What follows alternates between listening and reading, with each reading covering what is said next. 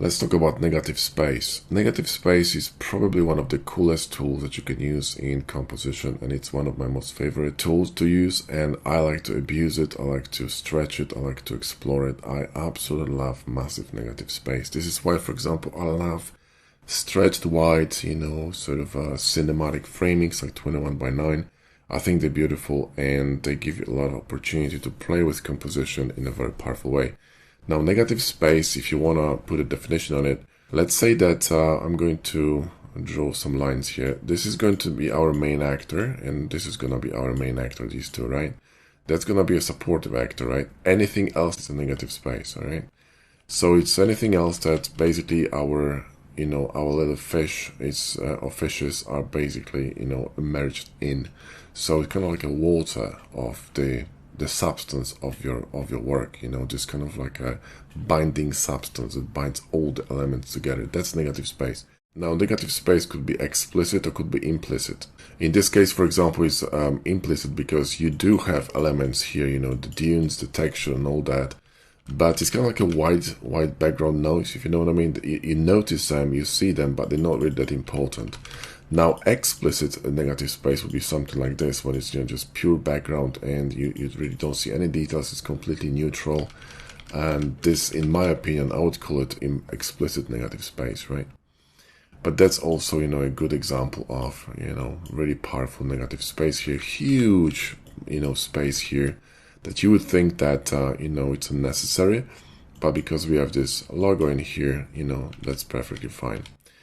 And that's actually a good example of explicit and negative space. I shot this in Yokohama a long time ago, and I absolutely, it's one of my favorite pictures I took on the street. That's a beautiful negative space, and also you got, negative space here in the bottom. So just the silhouettes and a negative space around them, okay?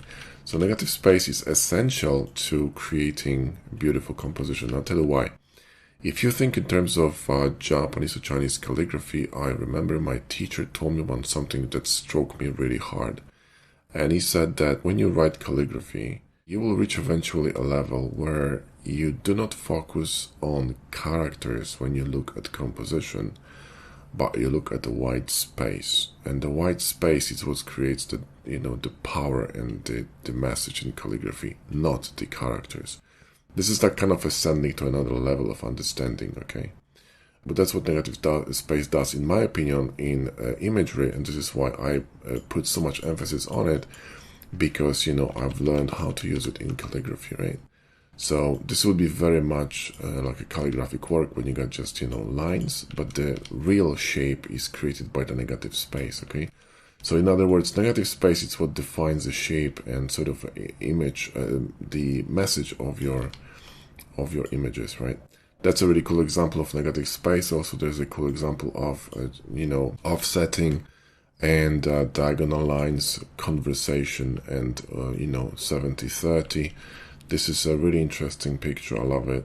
That's a beautiful example of very powerful negative space when you got something that frames this tiny little, kind of crescent moon, and it's been offset by this elevator going silently up. So this is an interesting example of implicit negative space, when I would say that the reflection is a negative space, and it's balanced by this void in here, in towards which this statue is looking, and this simply fills this void behind the character, so behind the statue. So if we had basically kind of a white background here on this side, it wouldn't work. But because we have this heavy element outweighting this one and balancing it, it works. So this is kind of a breaking, this is how you break rules of composition, when you place something in focus really close to the frame, but you support it in a very interesting way by a negative space. This is one of my most favorite photographs I took on the street as well. I really like it. This is also a very interesting example of negative space, when you have a communication between this strong element, because you can see a lot of contrast, right?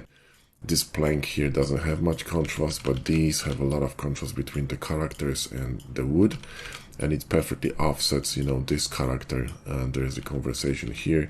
You get a massive triangle here, and of course the character is in focus and the negative space is in blurred. Now, this is quite often used in photography when you have blurred background, and even if it's busy, it becomes negative space because you remove the distractions. This is how you basically deal with very kind of congested areas, and if you want to isolate something and make it, make your subject stand out, this is how you would use negative space. You simply decrease the aperture, and you create a blur, and you simply throw the background out of focus, and it becomes like a second plan, not really that important, but you can still kind of recognize what's going on over there, right? So that would be another way of using negative space. That's another cool example of negative space. I shot this, I think, in Odaiba in Tokyo. Really like this image too. Beautiful, massive sky, very low angle, scale, and just a tiny subject in the frame.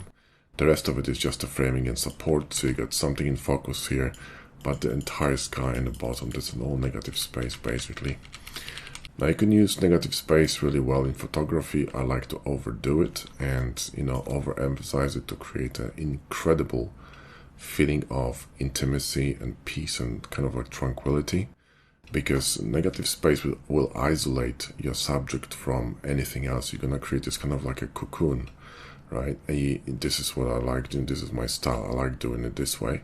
And I usually overemphasize negative space, create a massive negative space, and then pull all the attention to my subject, but then try to balance it off with, for example, darker or brighter tones. Like here you got this vignetting, which sort of offsets the hair, and you got this pull here in the middle, and then to her eyes. So this would be the way I use negative space in photography. I have another cool example for you. That's a statue in Tokyo International Forum. Again, very busy background. I mean, extremely busy. This is like a still structure, with corridors and all that. But because I throw it out of focus, it becomes kind of unimportant, kind of like a, kind of background noise. Even though this image is monotone, mostly cyan, you can still really well distinguish that, negative space around this character. Also, we got a really interesting framing here with all these lines, and there's a lot of dynamic features in the background where the statue itself is very calm. So you got this kind of a juxtaposition of something that's really, really dynamic but blurred, with something that's very sharp but very calm. And plus, the cyan added to it adds a bit more of a kind of a coolness to it, right? Kind of cools everything down, because cool colors usually calm things down, right? Understanding of negative space will allow you to become way better with composition and allow you to crop and frame images in a more powerful way, and you can use elements of the background to your advantage instead of having them ruin your photo or render.